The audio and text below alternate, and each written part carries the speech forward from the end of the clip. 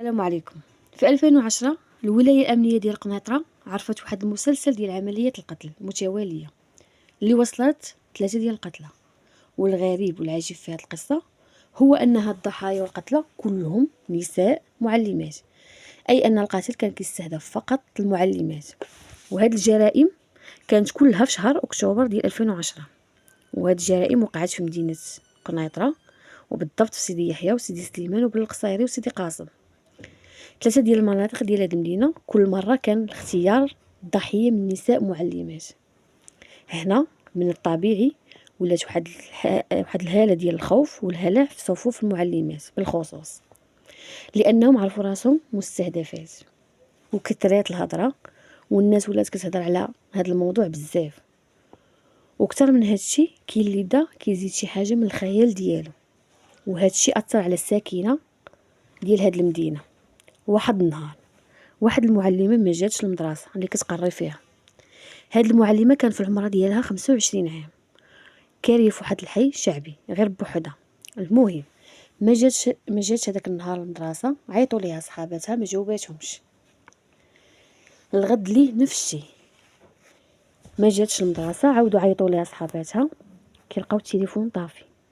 هنا شي معلمات صحاباتها قالوا غادي نمشيو عندها فين كتسكن. بالفعل مشاو، وملي وصلوا كيدقوا عليها حتى واحد ما كيجاوبهم. هو يجي واحد السيد اللي هو كاري ليها، قال لهم ان هاد السيد انه ما شافهاش يومين هادي، واخر مره شافها كانت معاها واحد السيده، جات هي وياها ودخلوا من تما مبقاش شافها. هنا قالوا شنو غادي ديروا؟ غادي نعيطوا للبوليس. جاو البوليس، وبعد اذن من النيابه من نائب وكيل الملك فتح الباب. ملي حلوا الباب ودخلوا كيلقاو السيده مقتوله في الفراش ديالها، ومضروبه عده طعنات في الجسم ديالها، وحتى من الراس ديالها مضروب، اي انها خدات ما يكفي من الطعنات باش تموت. هنا البوليس عيطوا على مول الدار اللي عاود اكد للبوليس بانه اخر مره شافها يومين هادي، وشافها مع 6 العشيه، وزاد قال للبوليس بانه كانت معاها واحد المراه. ودخلوا بجوج للدار. صحابات السيده المقتوله حتى هما كيقولوا للبوليس انهم يومين ما شافوهاش، واخر مره شافوها كانت هو كمان مع واحد المراه عند باب ديال المدرسه. قالوا بلي هذيك المراه كانت كتطلب فيها تعاونها، بان حتى انهم سمعوها كتقول ليها راه راجلي جرى عليا من الدار وضربني، وما عنديش عائلتي هنا في قنيطره، وبغيت غير نبات عندك الله يرحمك الوالدين غير حتى للصباح ونعرف شنو ندير. قالوا من تما داتها معاها ومشات، وهذيك هي اخر مره شافوها فيها. هنا البوليس عاودوا عيطوا لداك السيد مول الدار اللي كاري ليها، وقارنوا الاوصاف اللي عطاهم هما مع الاوصاف اللي عطاو صحاباتها المعلمات. لقاو نفس المواصفات ديال المراه، اي ان المراه قصيره ورقيقه ولابسه جلابه زرقاء ودايره زيف كحل. المعاينات اللي داروا البوليس تبين ليهم بان السيده ماتت وهي ناعسه، اي ان اللي قتلتها خلاتها حتى نعسات، لانهم ما لقاوش حتى شي اثار ديال المقاومه. والغريب انهم ما لقاوش ما يدل انه كاينه شي سرقه، لانهم لقاو البسطام فيه الفلوس ومحطوط حدا راس المقتوله، ولقاو فيه تقريبا شي 16 ريال. هنا البوليس اكد بان القتل ما كانش بدافع السرقه، ولكن كان بدافع القتل فقط. واخا نخليو هاد الجريمه ونمشيو للجريمه الثانيه، وقعات بعد الجريمه الاولى ب4 ايام.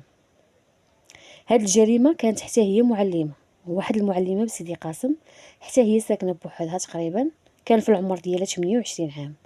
لقاوها مقتوله بنفس الطريقه ومضروبه عده طعنات في الصدر ديالها، حتى هي تقتلات وهي ناعسه.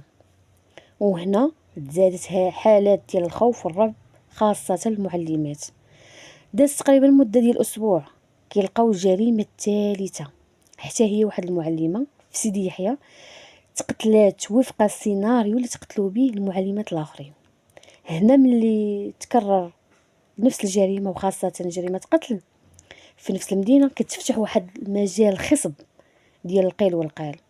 كل واحد كيبقى يأول من عنده، والناس كتبدا تزيد فيه وتطلق اشاعات مكيناش. هادشي هو اللي كيزيد يخلق نوع كبير من الخوف والرعب، وما كيرتاحوش الناس ديال هاد المدينه حتى كيتقبض على المجرم. هنا الوالي ديال الامن ديال قنيطره استنفر جميع وسائل البشريه والماديه اللي عنده وجميع المصالح الامنيه، وكتفوا الجهود باش يقبضوا على هاد المجرمه اللي عرفوها مجرمه ماشي مجرم، من خلال الشهود اللي كانوا كيعطيو اخر مره شافوا المعلمه كانت واقفه معاها واحد المراه. كيف قلنا ولي الامن قرر واحد الخطه ونصبوا واحد الفخ اللي غادي يطيح هاد المجرمه، بعد ما عقدوا اجتماع في عمل ديال قنيطره اللي ترأسها والي الجهه ديك الساعه، وكان حتى الولي ديال الامن ومندوب وزاره التربيه الوطنيه والتعليم. هذا الاجتماع كان عرف نوع من الحرص والجديه. اقترح ولي الامن واحد الخطه يزرعوا واحد العدد كبير من مفتشات الشرطه في عدد من المدارس اللي يمكن تكون هدف من طرف هاد المجرمه، وهنا وافقوا على هاد الخطه وداروا مفتشات في جميع المدارس هاد المدينه، واختاروا هاد المفتشات وفق معايير خاصه ديال انه لابد يديروا مفتشات قصار شويه ورقاقات. علاش؟ حيت هادوك المعلمات اللي تقتلوا كانوا قصارات ورقاقات، ورشحوا ان هاد المجرمه تقدر تكون كتستهدف هاد النوع من المعلمات. وهاد المفتشات لعبوا واحد الدور في مدارس وداز شي 2 ديال الاسابيع تقريبا على هاد الخطه، ولكن ما كاين حتى شي نتيجه. ولكن في واحد العشيه واحد مفتشه كتفاجئ واحد السيده وهي خارجه من المؤسسه من خلال الملابس ديالها كتبان ما فحالهاش، وطلبات منها تعاونها وقالت لها انا راجلي جرى عليا وما عندي فين نبات. قالت نفس داكشي اللي سمعوا صحابات المعلمه الاولى اللي تقتلات. هنا وبالتنسيق مع فريق ديال البوليس قالوا البوليس لديك المفتشه ما تسرعيش، خديها معاك. بالفعل ديك المفتشه قالت ليها مرحبا بك، ولكن قبل يلاه معايا للمارشي نتقدى شي خضره. علاش؟ بين ما قلبوا على هاد الشيء قلبوا على شي دار اللي غادي ينفذوا فيها الايقاف ديال هاد المجرمه. خدت المفتشه خدتش مع هاد السيده للمارشي، تقداو وجاو للدار اللي بطبيعه الحال كانوا فيها البوليس في واحد البيت.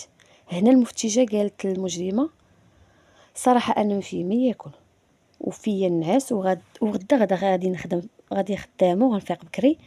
مهم الا بغيتي تاكلي راه الكوزينه طيبي لك شي حاجه. حتى المجرمه قالت لها حتى انا ما فيا اللي ياكل وباغا غير نعس. المهم المفتشه دخلاتها لواحد البيت قالت لها ها انت فين غتنعسي هنا. وشنو غادا دير المفتشه؟ جات لبلاصتها وحطات المساند وشي حوايج وغطاتهم بمانطا وكانها هي اللي ناعسه، وقطعات الضوء في الدار ومشات عند البوليس للبيت. وداز تقريبا شي ساعه كتبان ليهم السيده خرجات من البيت وهازه واحد البيل صغير وجات كتسلت بشويه، وصلت حدا الفراش ديالها ديال المفتشه وبدات كضرب وهما يخرجوا عندها البوليس وقالوا لها على سلامتك. داروا ليها المناط في يديها، ولكن كاينه واحد المفاجاه، وهي بعد ما اتصلوا بالفريق ديال البوليس اللي متربص في الشارع ومعاهم الوالي بنفسه، قال لهم حلوا الشرجم وعطيو اشاره بداك البيل.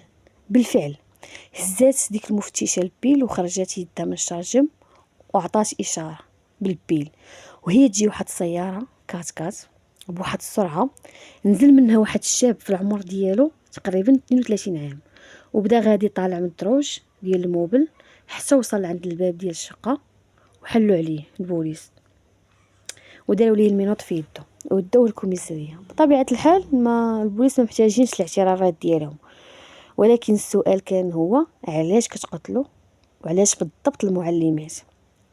هذيك المراه قالت لهم باللي هاد السيد كيعطيني 5000 درهم مقابل اي معلمه كنقتلها، وهو كيقول لهم انا كنكره المعلمات. وقال البوليس باللي كان كيعرف شي معلمه وكان حتى قرب يتزوج بها ومشات تزوجات بواحد اخر. بطبيعه الحال بقى حاقد وأنه كان ولد عائلة كبيرة وعنده الإمكانيات أنه ينتقم لراسه، وحط راسو في هذا الموقف ومشى بالمؤبد هو وديك السيدة اللي كانت كتقتل.